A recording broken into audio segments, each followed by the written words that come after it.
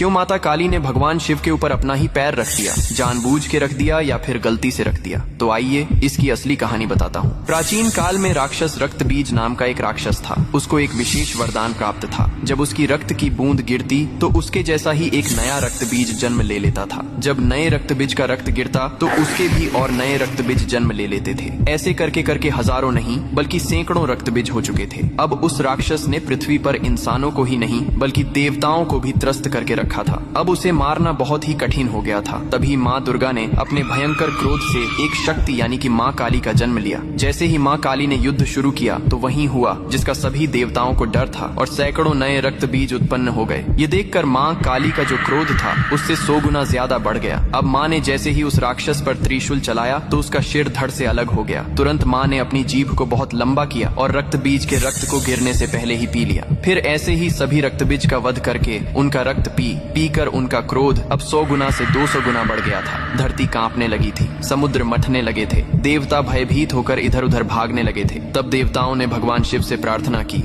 हे महादेव, आप ही माता काली के संताप को शांत कर सकते हैं। शिव ने देवताओं की पुकार सुनी और माँ काली के सामने युद्ध भूमि में पहुंच गए। लेकिन माँ अपने तांडव में इतनी लीन थीं कि उन्होंने शिव को भी नहीं देखा। तभी भगवान शिव ने स्वयं माता के चरणों में लेट गए। जैसे ही माँ काली का पैर अनजाने में शिव के सीने पर पड़ा, तुरंत उनका क्रोध शांत हो गया। उन्होंने नीचे देखा तो अपने प्रिय पति शिव थे। यह देखकर उनकी जीभ शर्मिंदगी से बाहर निकल आई। इसके बाद शिव ने मुस्कुराते हुए कहा, हे माँ, तुम्हारा यह रूप सृष्टि के संतुलन के लिए था, लेकिन यह रूप अब धरती पर बहुत धाम धूम से पूजा जाएगा। यही कारण है कि तस्वीर में और मूर्तियों में माँ काली को शिवजी पर खड़े हुए दिखाया जाता है, जो बहुत ही शुभ माना जाता है।